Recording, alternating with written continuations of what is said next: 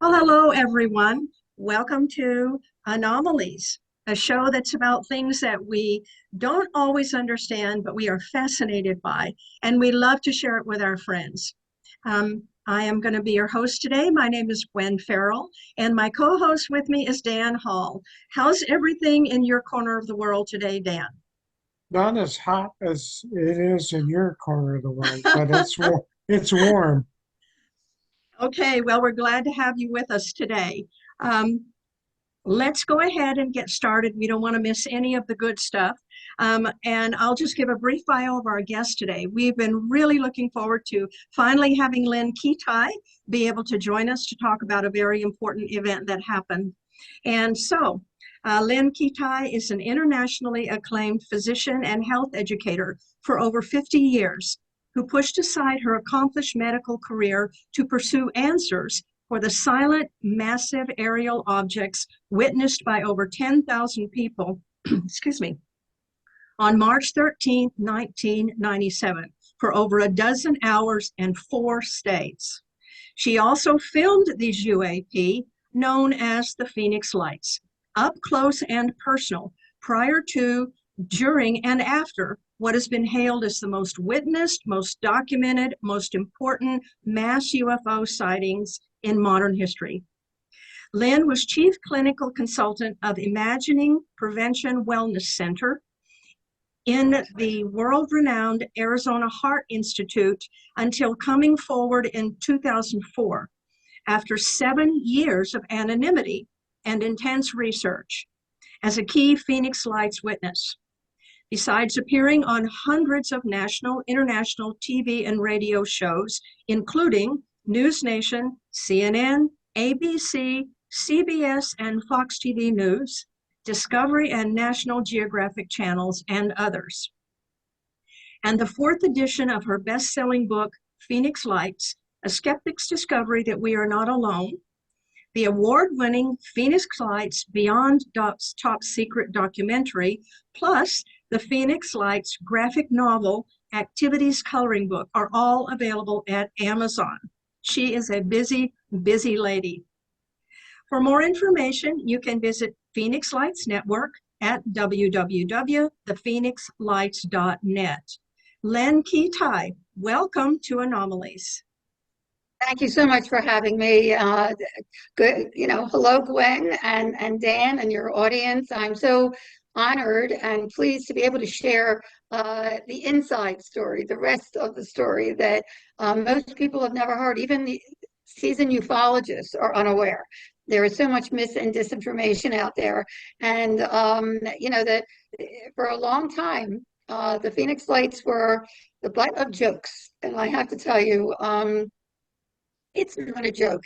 Having been an up close and personal witness, which you're going to learn about, as well as photographing the only person that we know of to date, 27 years later, that has 35 millimeter photographs that have been analyzed and authenticated by military and university optical experts, as well as a signature video, the only one that's been confirmed not only by military and universities, but also by air traffic controllers who saw the same thing that I was filming at the same time, not only on March 13th, but you can learn that this was happening for months and years before.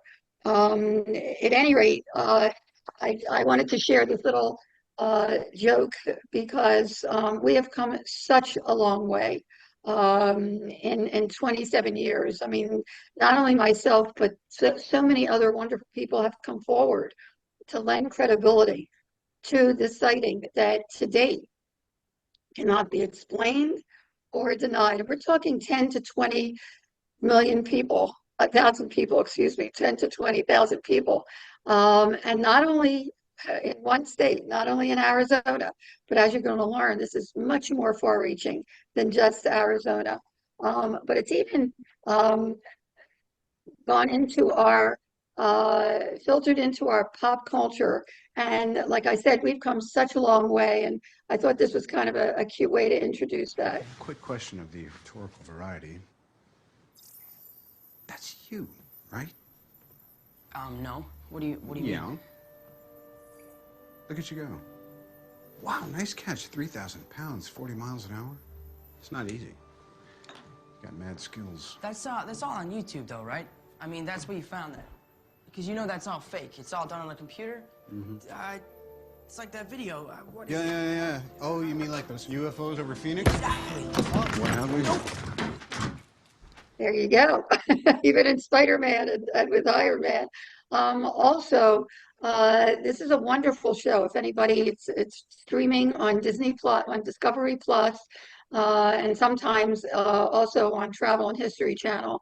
But you'll see, even though it was a wonderful show, there's still some mis and disinformation in there because I've been seeing these since 2 years before the mass sighting.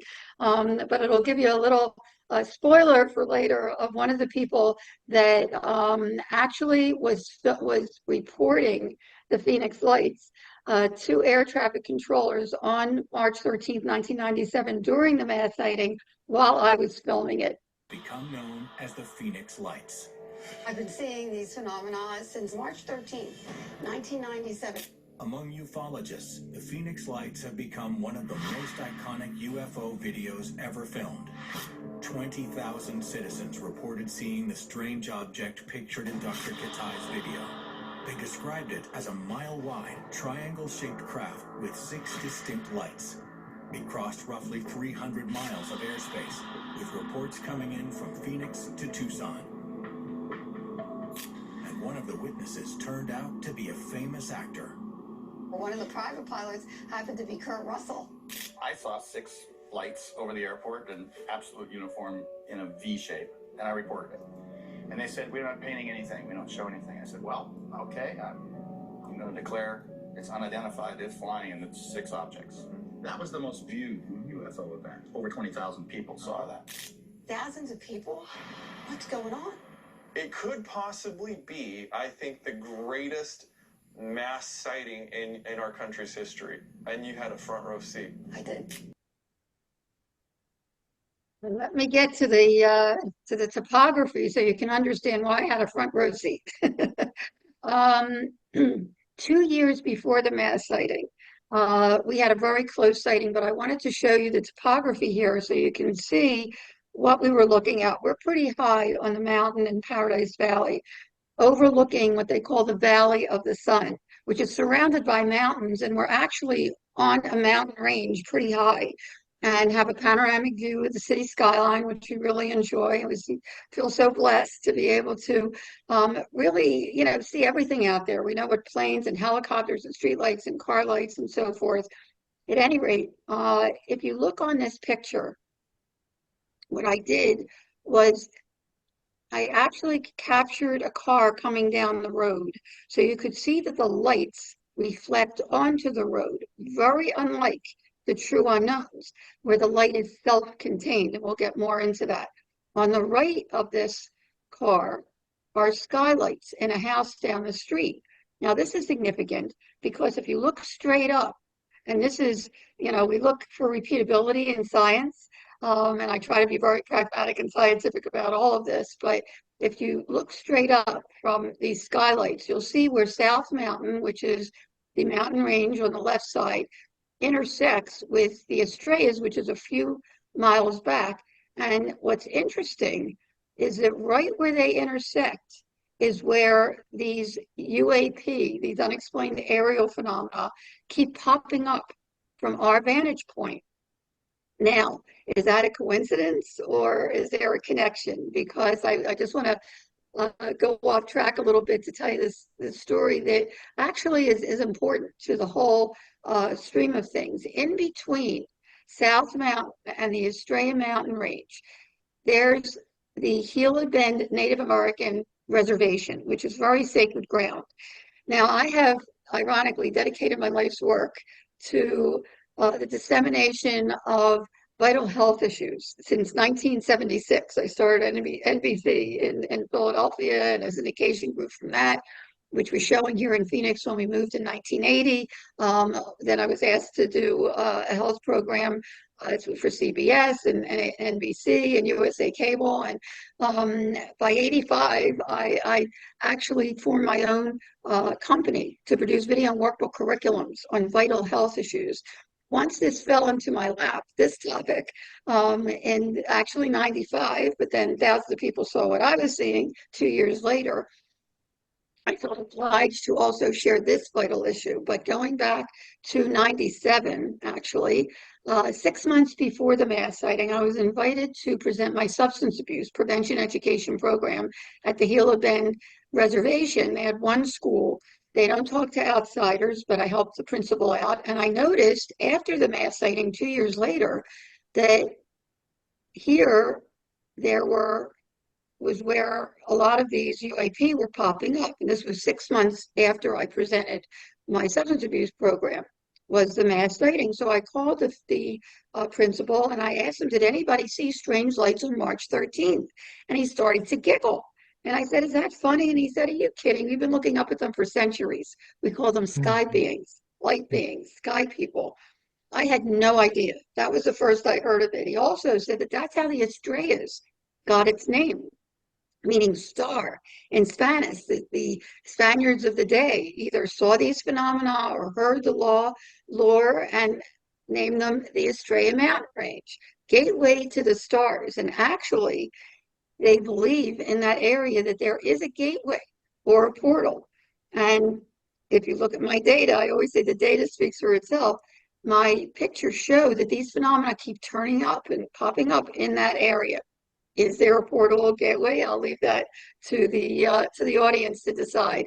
And by the way, if you're near a computer, please, if you can get on the Phoenix Lights Network website, www.thephoenixlights.net, and go to the photo page, you'll see my unique collection of authenticated and analyzed by military and university optical experts, 35 millimeter, which are pretty amazing before, during, and after the mass sighting. But going back to the 95 sighting, 2 years before the mass sighting, one wall of our bedroom is a window. So when we're up in the bedroom, we get to see whatever pops up out there. And my husband happened to be standing at the window. My mother-in-law had called. It was the eve of my birthday, another little coincidence. I don't believe in coincidence anymore. And I was in an adjacent room taking a leisurely bath. And he was on several state and hospital medical boards. Nothing ever ruffled his feathers. And suddenly he sounded alarmed and he said, what the hell is that? So I grabbed my towel, wringing wet, go to the window, dripping a little below us. And I have to tell you that we're nestled in a mountain range. It's gated. It's very private. It's a no-fly zone.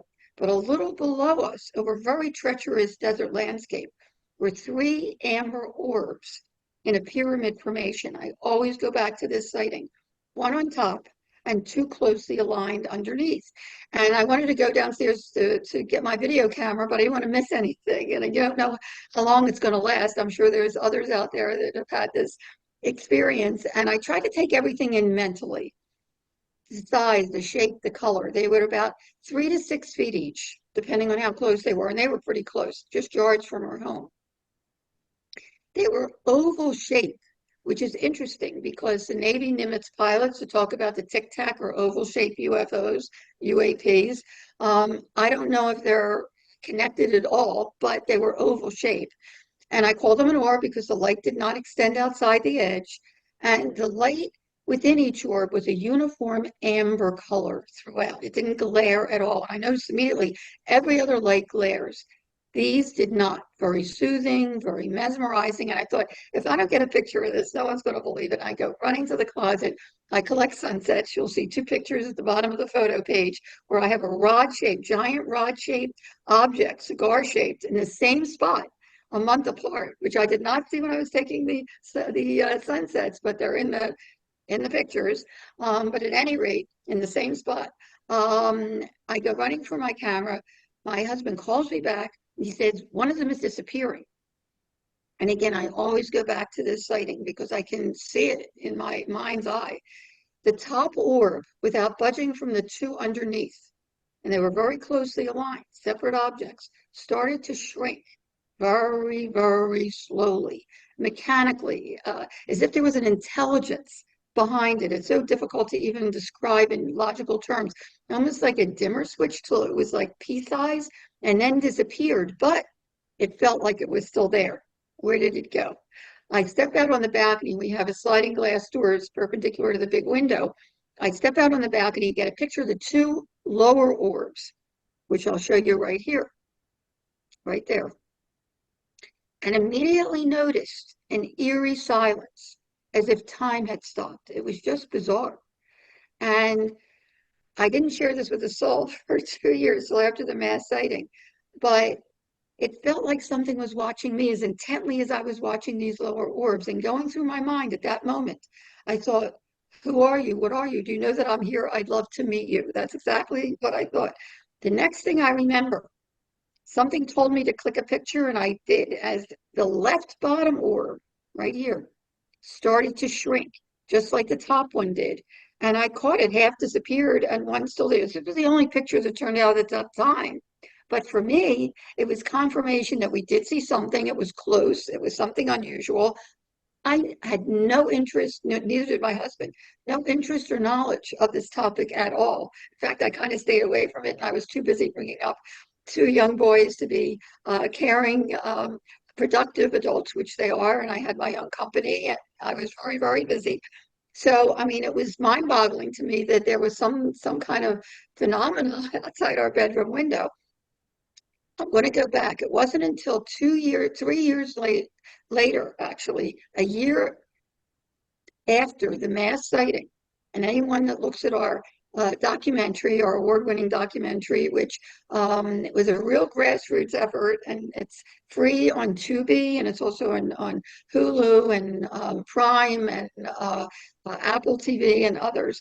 But you'll see that a year after the mass sighting, there was another sighting that I alerted the videographers, which coincidentally were north, south, east, and west situated. They lived north, south, east, and west, caught the same 40-mile wide for 20 minutes, straight lines and mirror images. And the final thing was a giant pyramid at the same time.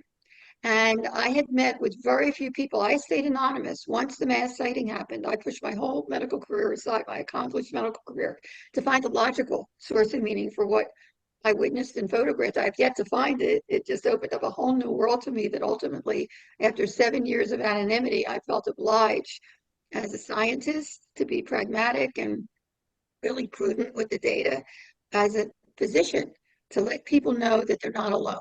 Even though most anomalies can be explained, just because we don't have the technology yet to definitively define what these things are, it doesn't mean they're not real. We may just be looking on the AM dial for an FM frequency. And certainly as an experiencer, I knew how that felt. And as an educator for 50 years now on vital health issues, how could I not share this data? But at any rate, I had met with just a handful of University of Arizona Optical Science Department, the head of the department, the dean of students at Brooks Institute of Photography, as well as Navy optical physicist Dr. Bruce Maccabee. At this point, I had not contacted him yet. I had met with Linda Moulton Howe, recommended that I get in touch with him because she was very impressed with my pictures, but I didn't until a year after the mass sighting. Here I had 4 videos taken at the same time of the same phenomena, and I got in contact. I ended up sending him the first and the last picture. Here they are. And asked him if he knew what those closed orbs might have been. He calls me back a couple weeks later. He said, "You told me that closed sighting was only a couple of minutes." I said, "Right." He said, "Ask your husband." I said, "Well, he won't talk about it. Everybody comes from a different background, from a different upbringing, from a different belief system, different worldview. Some people can't deal with this topic. Some people don't want to, and that's okay. Everyone in their own time. But now there's data, and people really care and choose to look at it." But at any rate, I told him that he really won't talk about it. He said, "You've got to confirm and corroborate that you saw the same thing at the same time." So I sat my husband down. I said, "We don't have to talk about it, but how long do you remember that close sighting being in 95? And mind you, this was 3 years later. He says, "I don't know, 2, 3, 4 minutes tops." I go back to Dr. Maccabee. I tell him that. He said, "That's impossible." I said, "What do you mean?" Now, he was the first to notice that these phenomena, the same phenomena, as you'll see shortly, that were in the background disappearing in the same spot as I would also capture 2 months before the mass sighting, during the mass sighting, and after the mass sighting. But that is not the most significant thing. He also said that these orbs moved from here, from the left side of these skylights to the right side of these skylights. Okay. He said, but look at the skyline. I said, okay. He said, there are many lights out, groups of lights, not just individual lights in the first picture. This was the first picture I took, that are off in the last picture that I took. He said, that doesn't happen in a couple of minutes. He said, I want you to do an experiment. He had me go out on the balcony, take pictures of the skyline once every hour, then every half hour. I actually took it every 15 minutes to see when these groups of lights would go out. And he was very meticulous. He actually put the first picture above the last picture, and these are the groups of lights that are on in the first picture that are off in the last picture. The first groups of lights start going out because I usually take a bath between 7 and 8 when we're home. And so let's be conservative and say 8 o'clock is when this all started. The groups of lights started going out at 9 o'clock. This last picture is indicative of 10:30, 11 o'clock. And he asked me if he could present this case at the upcoming 1999 MUFON International Symposium in Washington, D.C. And I said, listen, Dr. McAfee, this is your baby. I would have never noticed this data. Just keep my name out of it, which he was kind enough to do, as a handful of other people were. And he presented it in 1999 as the first, and as far as we know, the only to this date, authenticated photographic evidence of missing time. So I'll leave that for the audience. At any rate, I had not seen anything remotely similar to these lights for 2 years. And as I was lying in bed in January of 97, I noticed 3 huge lights at a distance in a line formation, equidistant from each other. And I'm noting they're equidistant. They're hovering for minutes, and they were huge, amber balls that seemed of spinning energy. And I thought, whoa, strangely similar to 95. And I mentioned it to my husband. He said, do I still have to go to work tomorrow? I mean, he didn't want to hear about it. The next night, he was at a medical board meeting. I come upstairs. I notice the same 3 orbs are now in front of South Mountain. And I knew they were in front of South Mountain because there's red blinking lights on top of South Mountain alerting people that the Sky Harbor International Airport is just in front of South Mountain and that there's a mountain there. And it was lower than the mountain. And I thought, okay, I'm getting my video camera. I run outside. I get about 18 seconds worth, the battery goes dead. And I run inside, I hook up the battery, I go outside, they're gone. That was about 8 o'clock. About 8:30, my husband comes up the drive, and we're pretty high up on the mountain. And I go outside, I said, honey, remember I told you about the 3 amber lights far west last night in an equidistant line? Well, they were about a half an hour ago, right in front of South Mountain. As I'm pointing like this, they reappear in the same spot. And it was like, whoa, I gotta get a picture of this. And again, I don't believe in coincidence. In video, which was hooked up to get the battery recording. In video, it doesn't do the lights justice. They're much smaller, they're white, they flicker, even though the formations themselves are very compelling. But in 35 millimeter, they're in the negative. They can't be fudged, they can't be changed, they're in the negative. So I grab my 35 millimeter as I'm getting out on the balcony to shoot the 3. Suddenly, 6 lights appear above the 3, massive span, over a mile wide. And I have to admit, I started to shake. And that's why this picture is wavy, as you can see, because I was shaking. Not having an explanation for 95. This was so massive that it was at a distance near the airport that I thought, my goodness, what is this, a mothership or a fleet? But I kept clicking away, thank goodness. In the second picture, I feel is a smoking gun because as you can see, this looks like a V, okay, like that, with 2 lights underneath. Well, after the mass sighting, there were thousands of people that would describe a V-shaped object with two trailing lights. This was 2 months before the mass sighting, January 97. As I kept clicking away, the bottom orbs were disappearing, and the top formation seemed to be turning into a V shape. And this last picture is the last of that series. It was so unnerving. I did not sleep that well that night. The next morning, I called around, found air traffic controllers at Sky Harbor International Airport. So the same thing at the same time. And they were very forthcoming initially. Over Class B restricted airspace. There's a 30-mile radius around the center of the airport. Anyone that comes into that radius, and these were 1,000 feet altitude, must call into the tower, and no one did.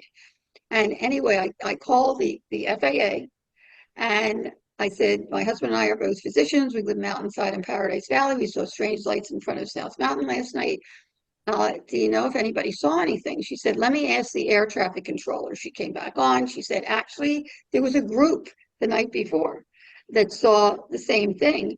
I said, please, can I talk to at least one of them? If anybody's there, there were a couple that were there the next morning.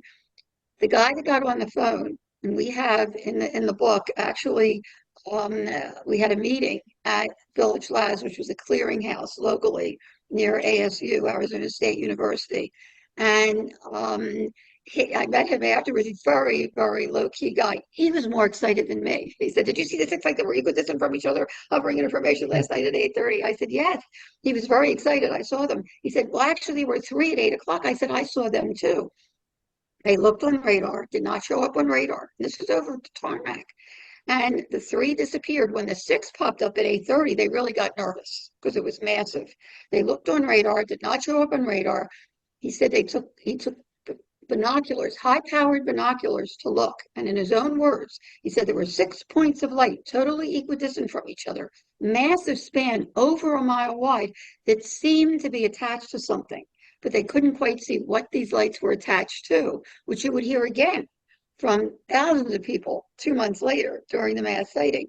And he also was a meteorologist. He actually taught at one of the universities here, colleges here. And he said the entire thing turned as a unit against the wind, very telling, elevated slowly in synchrony, as he put it, and then moved slowly behind South Mountain. So I said, so what was it? And there was silence. And then he said, beats me. I said, you're an air traffic controller. You're supposed to know it's in our airspace. He said that the whole group rolled out every conventional aircraft, balloons, Chinese lanterns, flares, even skydivers with lights. No one could come up with anything that this could possibly be. We kept in contact up until and including March 13th, 1997, the historic mass sighting. Do you want to ask me any questions so far? No, you're doing great, Lynn. Okay, we're good? Okay. March 13th, for anyone that doesn't know out there, while thousands of people were looking skyward for a glimpse of the Hale-Bopp comet, they also got a glimpse of 1 to 8 mile wide, according to Peter Davenport, the director of the National UFO Reporting Center in Seattle, Washington, from all the data. And we're talking hundreds, not thousands of people contacted him with drawings and so forth and reports. 8 miles wide. Either these orbs, these balls of light, huge balls of light, equidistantly placed in either V or delta or triangle or boomerang shape that seemed to be attached to something, as the air traffic controllers had described, or actual craft. And I have to tell you, there's so much more to this story. Actually, that night, I saw some lights appear at 8:30. And then about 9:30 or so, when they had the preview for the 10 o'clock news, the same formation in the same location popped up at a distance. And by the time I got out there with my video camera, the formation of 6 had turned or moved or whatever. And I actually got this is a capture off the video itself. So you can see how much bigger they are than the lights over Phoenix, and also how equidistant they are. To describe the technology on March 13th is mind-boggling, because we're talking either these orbs that seem to be attached to something or actual craft with gunmetal bottoms and windows traversing at rooftop level, gliding very, very slowly. Some people said 20, 30 miles an hour. Some people were so close to it, they said they could have thrown a rock or a tennis ball at it and hit it. Some people saw it take off at blink speed without even dispersing the air. And we're talking totally silent, totally silent from the get-go. Some people saw, as you're going to see in a second, these craft split in two and shot straight up. Other people saw the wings go in and then take off at blink speed. I mean, without even making a sound. I mean, and some people, by the way, saw these orbs detached from the main object, go out into the environment, and then redock with it later. Is that what happened in 95? Because the same exact phenomena was in the same exact location when we were looking at the close orbs that were near the airport. Now, this is just a sample from, again, if you're on the Phoenix Lights Network website, just Google Phoenix Lights Network, it'll come up for you. And go to the GAP page, Geospatial Animation Project, GAP, a 12-year study of hundreds of reports by Michael Tanner, who is no longer with us, nor is Dr. Bruce Maccabee, unfortunately. But Michael Tanner, along with others, were actually analyzing 2 or more people from hundreds of reports, had to see the same craft to be in the study. And this is just an example between 8 and 9 over Phoenix, how many things were going on, different craft, which I'm going to show you in a second.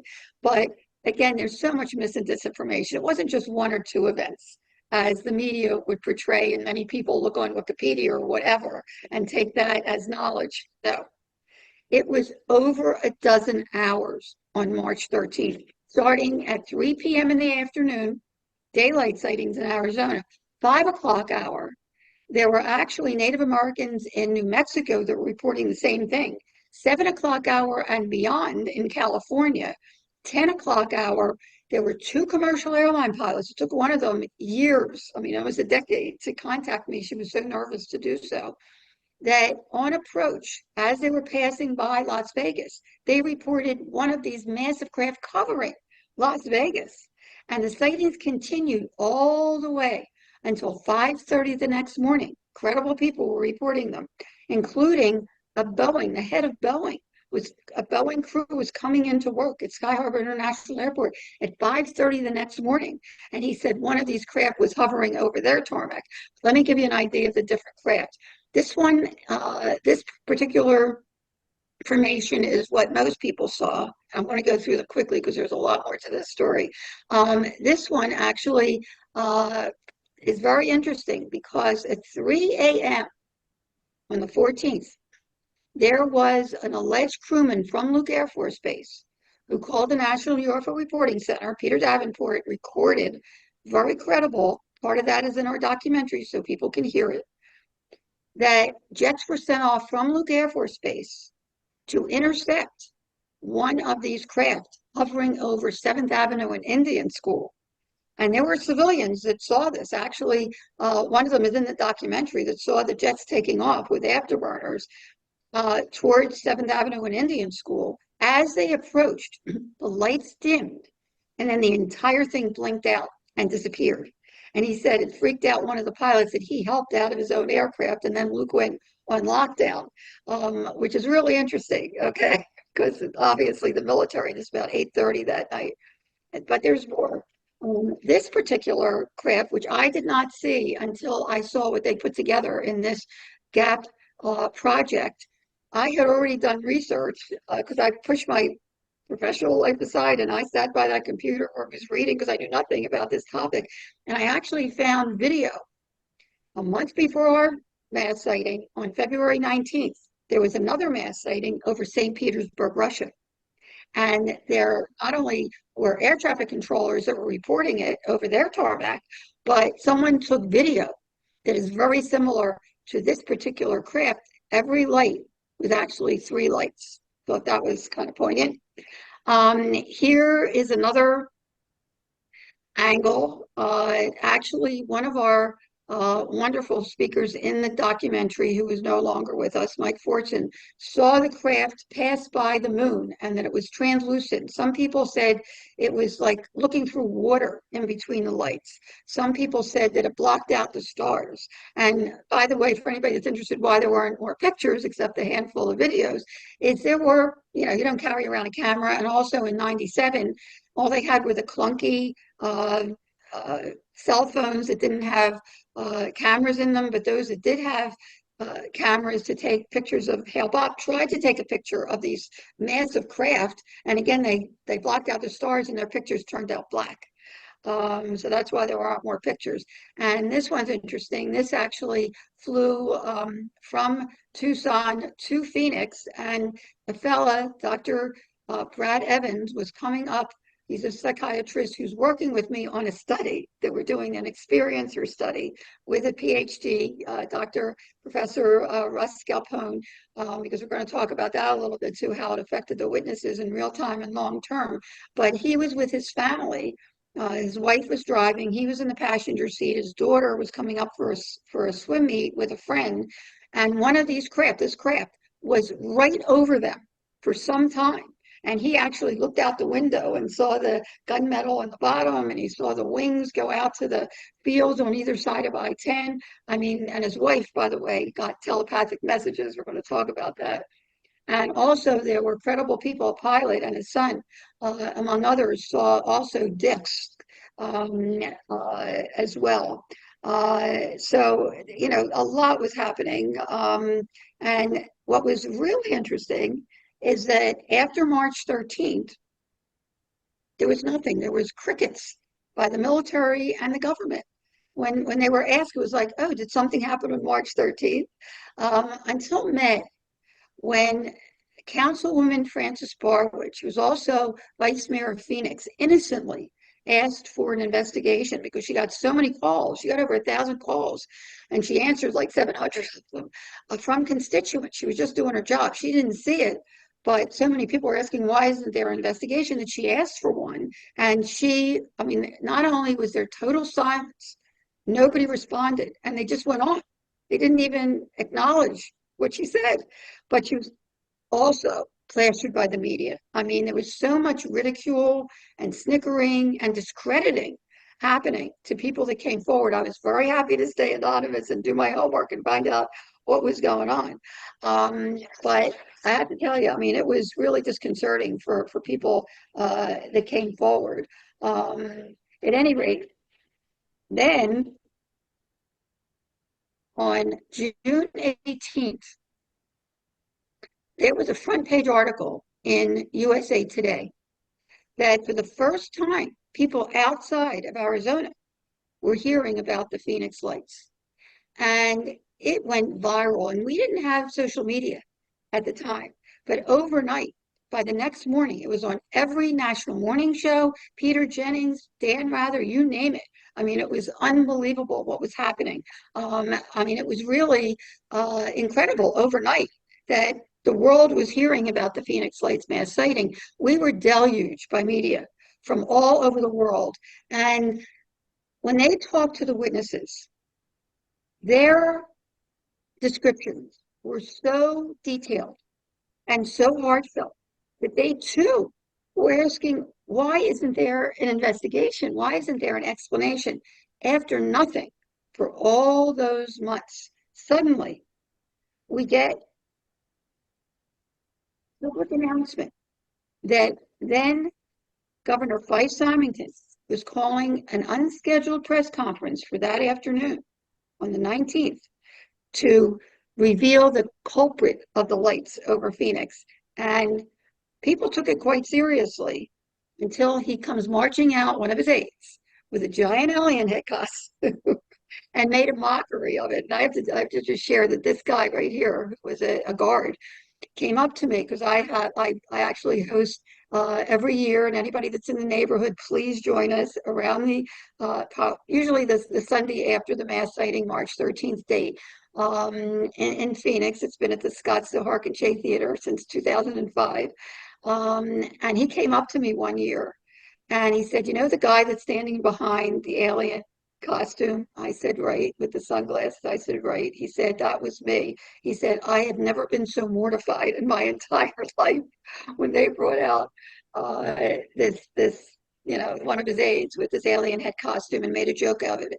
But it was not a joke for the witnesses, particularly parents, children who saw something that was 2, 3 malls wide, and he's making a joke out of it. And he said he wanted to allay panic. Well, you know what? I have to say here that what's really telling is in 27 years, there has not been one credible report. And yes, there's people that had oncological shock because they couldn't deal with it at the moment. But there's not one credible report of harm, threat, or abduction or missing persons that one movie did associated with the Phoenix Lights UAP.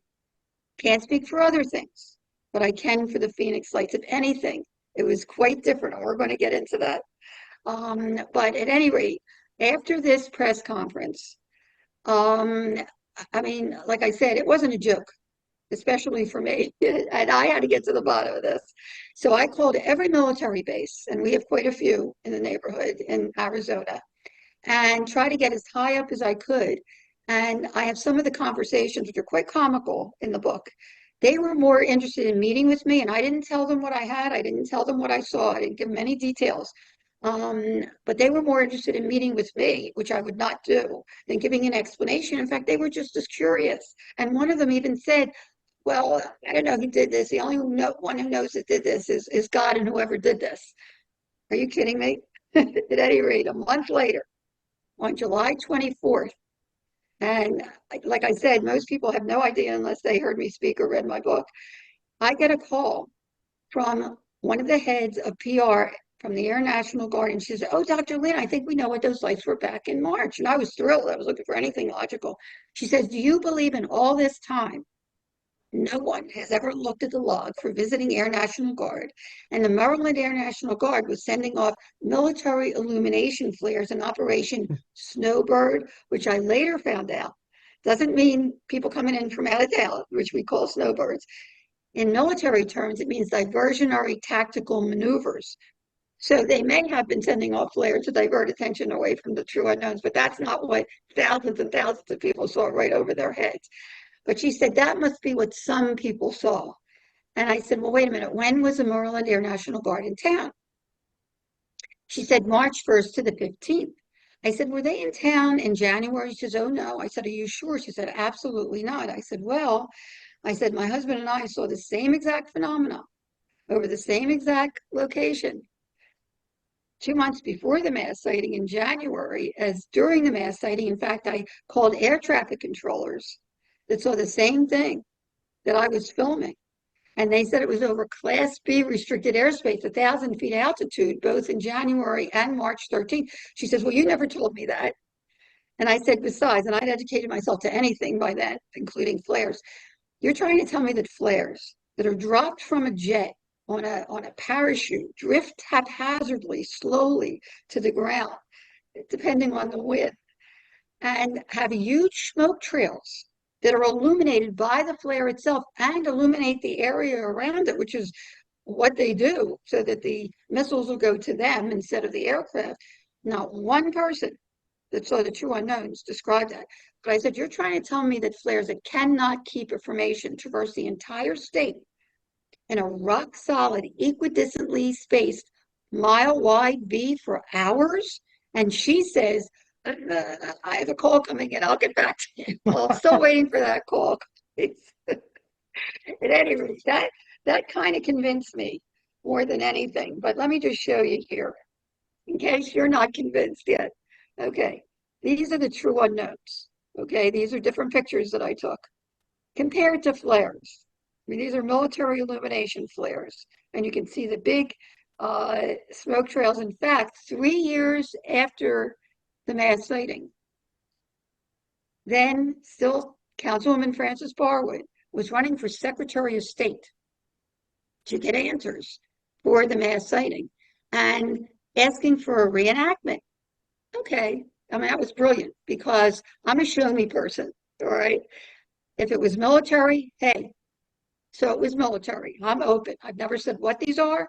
I've just said that they are. And it's time we get this out in the open, address it, accept it, and study it so we can find out who's driving these things as well as move forward in our own evolution. At any rate, she was asking for a reenactment. Suddenly, right before the third anniversary, we hear that 3 Air National Guards were coming into town. I believe it was New York, California, and Michigan, to show everyone the Phoenix flights. They must have been practicing for weeks. And if you go on the news page on the Phoenix Flights Network website and scroll down to a block that says AZ Family, you'll see exactly what they tried to do. Talk about a joke. They tried to make a triangle. It was upside down. It fell apart immediately. It had huge smoke trails. In fact, one of them fizzled out almost immediately. Exactly what flares do. To date, the Phoenix Lights have never been recreated or explained.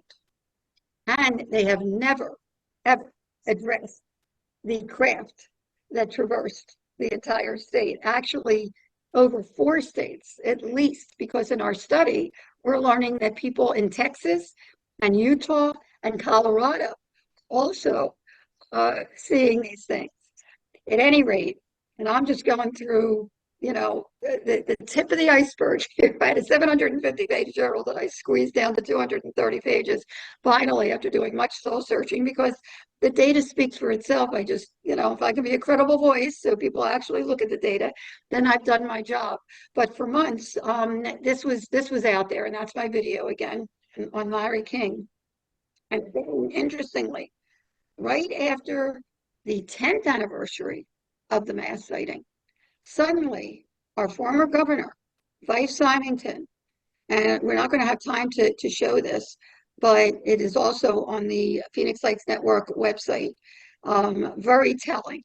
He, for whatever reason, bravely came forward to say that he actually witnessed one of these massive mile-wide craft. And as an awarded military pilot, he said it definitely wasn't flares. He saw a craft. And in his own words, he said that it was otherworldly, which is a word, by the way, that is used by many countries, Belgium and UK and Russia and many other countries, at least 28 other countries. For some reason, they use the word otherworldly that are more open to these phenomena. Now, not only did he come forward, but the morning after the mass sighting, when I called the air traffic controllers to ask if it was the same phenomena, which they confirmed that it was over the same location, they also shared that there were 2 pilots that called in, a commercial pilot that yelled out, "What the hell are these lights over me?" So we're talking right over the tarmac. And a private pilot. They never said what the name was, but a private pilot. We finally, after the front page New York Times article that talked about the Pentagon and Harry Reid $22 million study, military study of these UFOs, which they later changed to UAP, unexplained aerial phenomena, explained anomalous phenomena. The private pilot finally came forward in 2017. This is a forensic recreation. But first, let me first show this. If you go on the Gap page, you will also see animations that are just amazing by Larry Lowe. And again, he's no longer with us, but he did such an amazing job illustrating from the hundreds of reports. And he also produced animations that were amazing. And this animation, by the way, before we go on to that private pilot, is actually what Symington would have seen. So it'll give you a taste of what people were seeing. This is a forensic recreation of the Sky Harbor Triangle that was first reported near Carefree around 8:15 and was last reported near Sky Harbor at 8:40 p.m. The path of the craft has been pieced together by combining reports of similar objects. We begin with a view from the intersection of Lone Pine and Scottsdale Roads, 2 miles away from the craft as it hovers 1,000 meters over Lone Pine and Pima. The craft, depicted as 2 miles wingtip to wingtip, proceeds east down Lone Pine Road. The view moves to the intersection of Jomax and Tatum Roads, 3 miles south of the next sighting at 8:26 p.m. at the intersection of Lone Pine and Cave Creek Road. At this point, the object began a heading change and turned to the south. At 8:28 p.m., a report from a material site on the East Cave Creek Road put the craft halfway through the turn. This view is to the west from a point above Joe Max and Tatum, roughly 3 miles from the center of the craft. At 8:30 p.m., Max and Shala Saracen reported the craft near Crave Creek and Pinnacle Peak roads. This report included UFO occupants seen in the windows of a triangle which they described as at least 2 miles wide. At 8:35 p.m., the craft was observed from the intersection of North 32nd Street and East Shea Boulevard, proceeding south towards Squaw Peak, where it was last seen entering the Phoenix Metropolitan Valley. At 8:37 p.m., the craft was observed by Terry Mansfield and members of her hospice group on the south side of Squaw Peak. The next vantage point is the first publicly shown recreation of what then Governor Fife Symington would have seen as the object flew over Squaw Peak. At 8:40 p.m., the craft was reported from 36th Street in East Washington, where it hovered short of the northern edge of the airport perimeter. The final view is a recreation of what the tower crew would have seen had they been looking due north. Some reports have this craft departing directly vertically, a truly astounding conclusion to a truly astounding series of observations. Pretty cool, huh, guys? Okay, now we get back to the private pilot with none other than Kurt Russell, who, by the way, also his report is on the website. What time do we have? Do we have some time here? How much time do we have left? I think it's 10:30. We can go maybe another 20 minutes or so. Will that work? Okay, that's great. Yeah, if you want to see Kurt Russell's interview, the UK interview, which is terrific, and he also talks about not sharing it with his son, who he saw it with. Actually, his son saw it first, his adopted son Oliver, as they were on close approach to Sky Harbor. And when they reported it, I was actually filming it, which was pretty cool. But they never spoke about it. For 2 years, he happened to walk in to his home, and Goldie Hawn was looking at a program about the Phoenix Lights, and just something struck him. Actually, he says it was like a Richard Dreyfuss moment that, whoa, I think we saw that. And when he looked at his log for his Cessna, there it was. He was actually the pilot that called in, which is really, really cool. Here's another person who saw it. Actually, Alice Cooper, our music icon, Arizona music icon, came up to me at one of our showings of our anniversary Phoenix Lights showing, which we show the documentary. We have speakers, we have Q&A. It's really fun for anybody in the area. Please look out for it. We'll put it on our Phoenix Lights Network website. But he came up to me one year and leaned over. And I didn't know who he was. I didn't recognize him without his makeup on. And he says, I saw them too. Would you be on my radio program? And I looked up. I said, sure. I had no idea. Somebody came up to me and said, do you know who that is? I said, he said, Alice Cooper. And he not only saw it on March 13th, but he also was driving his car to California. And near Blythe, he saw the Phoenix Lights, formation of lights again. Very, very cool. And here, again, we have come such a long way. And not only in the fact that, many people don't know the facts that I'm sharing with you today. So I hope people will not only look at the website, which is packed with information, but also the book as well. I keep adding chapters as the story unfolds. It's in its 4th print.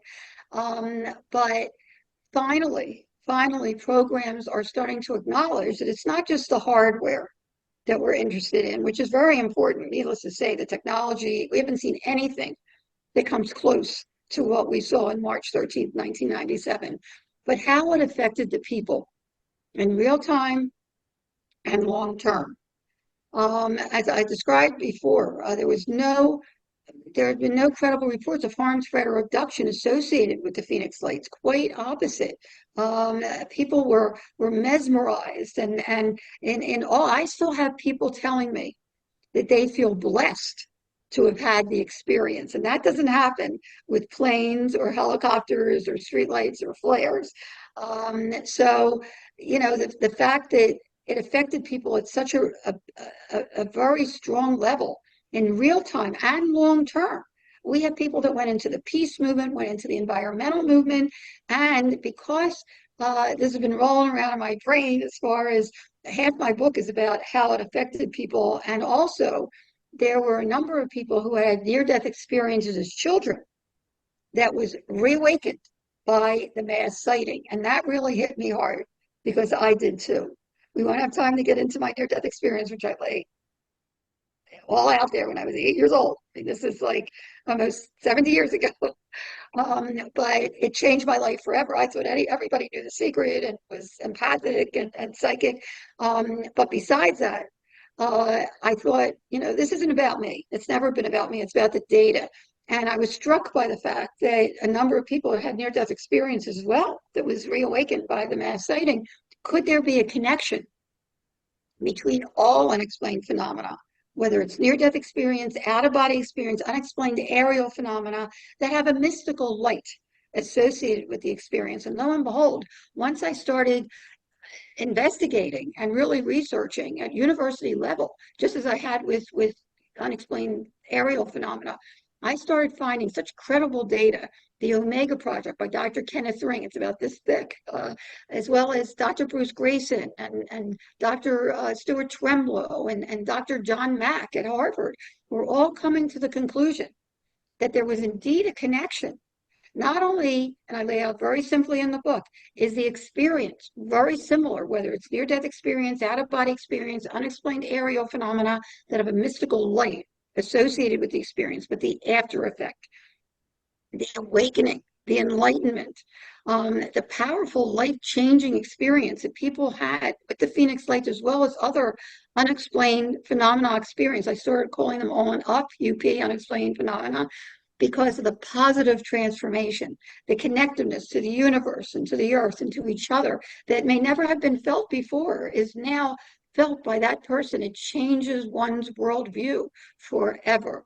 And anyway, programs are now starting. I just had an interview for News Nation and also for Netflix. I can't say with who yet, with some very prominent journalists that they are now acknowledging that there is indeed not only the hardware itself that's important, but how it affects the witness itself. And a couple of years ago, now July, I started doing a study with Professor Dr. Russ Twemblow, as well as Dr. Brad Evans.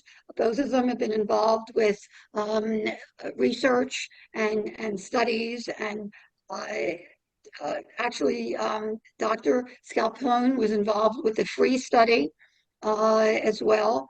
And what we're finding, we have over 1,000 people that have participated worldwide. This is a worldwide phenomenon. And people are, it's coming up to the same conclusions, which is just mind-boggling.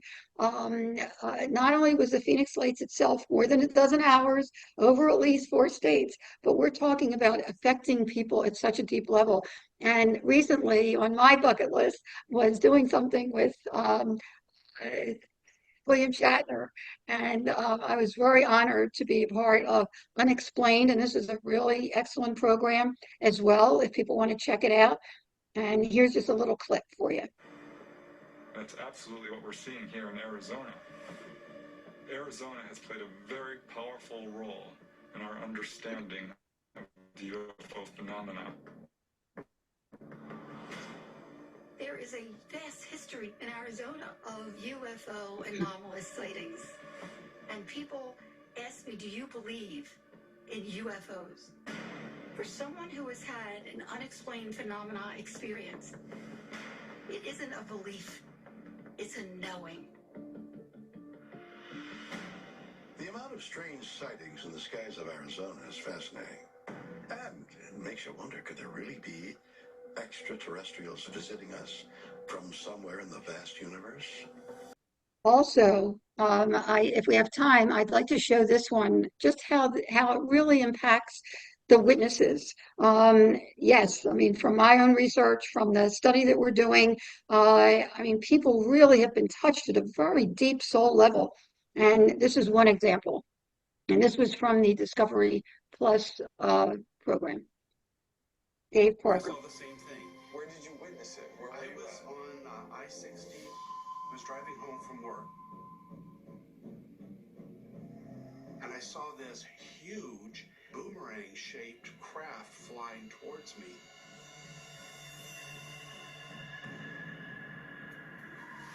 I slammed on the brakes.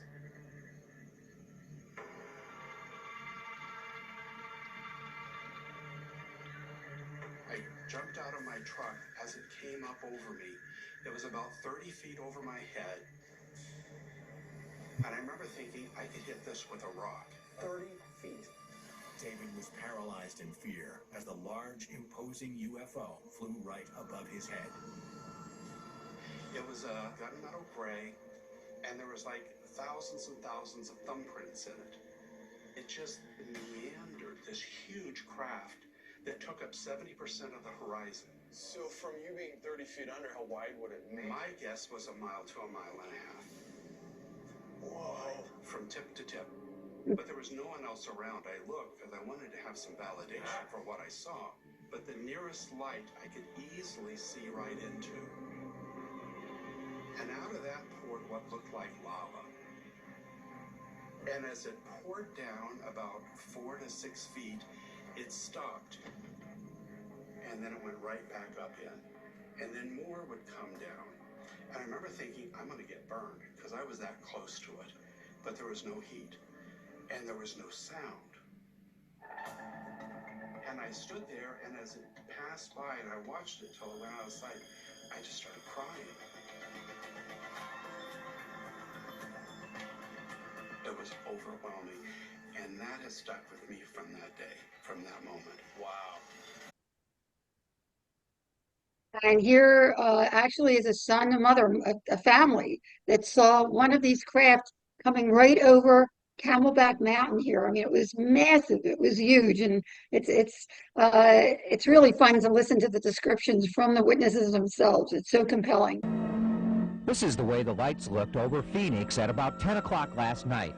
She came in the house and she said, "Mom, you've got to run out and see what's over Camelback Mountain." March 13th, 1997.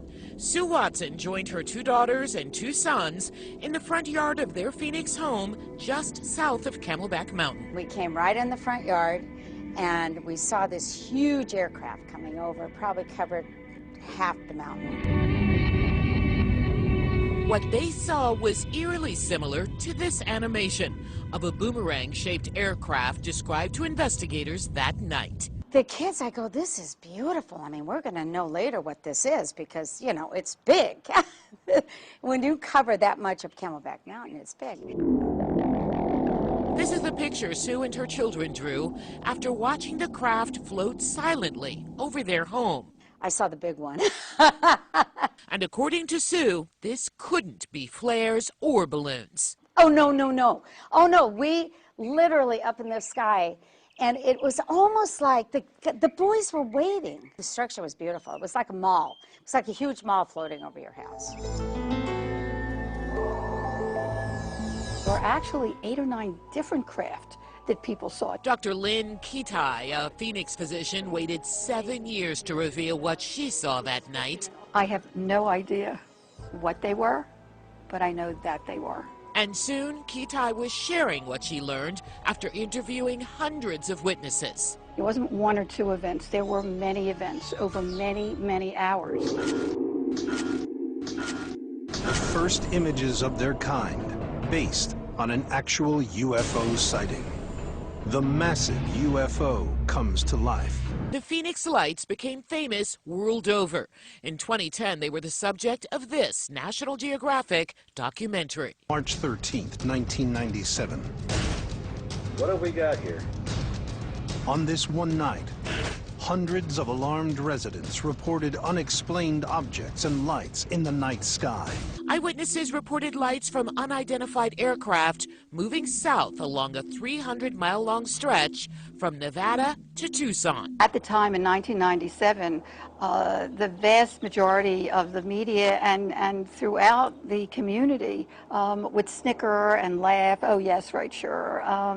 But that's not happening anymore. Kitei has written a book about what happened that night, and she has produced a documentary that's shown every year about this time at a Harkins Theater in Scottsdale. I felt it was too compelling, too important not to share, and let people decide for themselves. The data speaks for itself.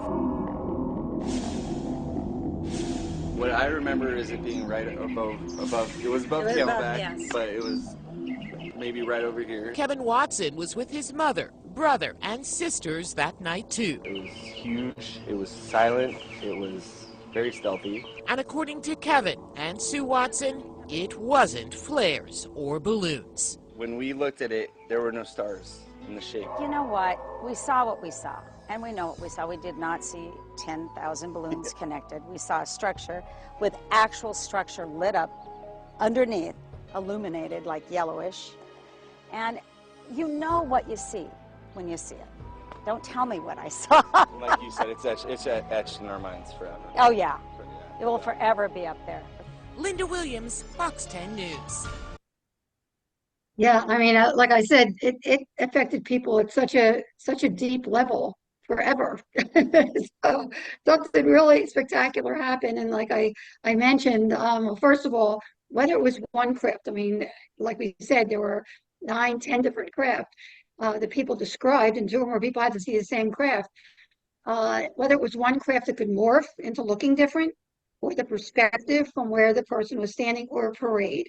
And ultimately, that's what was concluded by the investigators, because there's so much data that shows there were so many things happening at the same time, the orb formations, the craft as well, and not only in Arizona, but in multiple states as well for over a dozen hours. But again, now people are starting to concentrate on how it really affects the person itself. This is another little example for you. In awe and in wonder, curious. So many cars pulled over to watch this amazing, extraordinary sight. In real time and in long term, it affected the experiencers very profoundly. Who are you? What are you? Do you know that I'm here? I'd love to meet you. Today, the U.S. government's tracking and studying of UFOs continues, under the authority of the Unidentified Aerial Phenomenon Task Force. There's even a new branch of the military to assist, the United States Space Force. And perhaps together, they'll gain insight into what really happened in Phoenix. I'm Lawrence Fishburne. Thank you for watching History's Greatest Mysteries. And by the way, that was a terrific show for anybody that looks it up. It's all about the Phoenix Lights, the entire show. And now we get down to the survey itself. Anyone out there, particularly if you were witness to March 13th, 1997, we are tying everything up, but we are still welcoming anyone that wants to participate. Please join us in this really groundbreaking effort. This has never been done before, for one mass sighting, to see how it affected the experiencer itself. Just go on the website, the Phoenix Lights Network website. There's a triangle when you go on to the landing page. Right underneath, you can either go into the website and search around, explore, and consider what's there. There's tons of stuff there. But right underneath that is the link to the survey itself. It's totally anonymous, we want people to tell the truth. And boy, I'm telling you, the things that are coming out from this, and I'm going to give you guys a little peek into what we're finding, because not only are we finding that people had telepathic messages during the mass sighting, including Dr. Brad Evans White herself and others. But people were taken aboard a craft, and not just in Arizona, but certainly elsewhere, when there's similar phenomena, these orbs or these triangle crafts, and then are meeting non-human intelligent beings. I mean, I was blown away, and there's a percentage. I mean, we're talking at least a third of people are either feeling that these orbs, just as Native Americans, by the way, feel that these orbs, many of them feel that they're spirit world or ancestors coming to give them guidance and comfort and knowledge and inspiration. And I've certainly been inspired by these orbs myself, but I would have never done this topic, but here I am today. You know, they're affected by these orbs themselves, and many feel that they are living beings, as well as seeing beings themselves. And we're talking blue beings, light beings, as far as other beings themselves. And the bottom line is that their worldview is changed forever. And there's lots of coincidences connected with the Phoenix Lights mass sighting itself. In the bonus features of our documentary, and the only way you can find it streaming on Amazon or other places, but the DVD itself that has amazing bonus features with astronaut Edgar Mitchell, who's in the documentary. He was being conferred with while the sighting was going on. He talks about the cover-up in the bonus features as well. In the book, by the way, like I said, it's in its 4th print. I recommend the ebook because it has color pictures and live links for anyone that wants to go off and explore. But it's now in its 4th print, and I keep adding chapters. The original book is in there, okay? And again, the DVD is only available through the website. If you go through the website, you can order it through me, and I have to tell you, the bonus features are amazing. Again, astronaut Edgar Mitchell talks about the cover-up. We have a witness pilot who talks about why it couldn't be flares. He worked with flares in Vietnam, as well as the coincidences. The other coincidences, including a satellite that went dead that night, that was made in Chandler, that's supposed to detect incoming missiles, as well as months later, in August, there was an article in Scientific America talking about strange gamma rays that were in our atmosphere on March 13th. Didn't talk about the Phoenix Lights, but talked about the strange gamma rays. Also, then President Bill Clinton was rushed out from Greg Norman's house in Florida, the golfer, during the mass sighting to an undisclosed location. And we supposedly went to DEFCON 3. I don't know about that one. This was told to me by inside people. And then my latest project, which is dear to my heart because, again, I've dedicated my life's work to curriculum for young people and others and vital health issues for 50 years now. But the graphic novel activities coloring book, The Adventures of UFO Field Observer and UFO, he's the alien I worked with at Disney Illustrator, and teachers and students, elementary school students, so we can get their feedback, as well as a map maker, Dave Wisby, who came to Phoenix and actually drew the 10 different crafts to scale, as well as 80 crop circles to color, very ornate crop circles, as well as activities for young and old. I want the teacher to be able to teach it in the classroom, which they're doing, as well as parents and grandparents to do it along with their kids. So that as well is offered now. It's 160 pages, and it's really packed with great information, as well as the story unfolding. And I give both sides, the skeptic side as well. I'm a healthy skeptic. One must be open when you're a physician for anything walking through the door. But it is a great book. I can't keep it in my hand when I'm at conferences and people take a look at it. And of course, I always say, keep looking up. And now our viewers know, and you know, that it is a double entendre. Keep looking up. Okay, thank you, Lynn, so much. That was absolutely fascinating. See if I can get us all up here. Yeah. Dan, we don't want to keep Lynn too much longer, but did you have a question that you'd like to ask before we close? Well, I guess one thing that kind of I was thinking about as I was listening to your presentation is there seems to be a lot of positive outcomes for people who have these witnesses. So why is the government so, and I'm thinking of Fife Symington in particular, why is the government so reticent to admit that this stuff is going on? Well, there's so many rumors out there. I mean, we could spend another hour talking about why. Because, we can go back to the 40s and 50s when we were having lots of reports of these UFOs, UAPs, and the Robertson panel decided that, you know what, they have to put an end to this. And the modus operandi for all these years, I mean, up until just recently, has been not only to deflect and debunk anybody that wants to come forward, and also discredit, but whether it's that they think it'll cause panic, which they said, and there was no panic for the Phoenix Lights. Can't speak for other things, but for the Phoenix Lights, again, there is no evidence, and I look at the data. The data speaks for itself. Others think that they're want control and power of the situation. I mean, I don't get into the whole government military thing. They have a job to do and they have reasons for doing what they do. My job is to really get to the grassroots and to let people know that they're not alone. That not only, I mean, the fact is that most anomalies can be explained, but when somebody has an anomalous experience, it's real to them.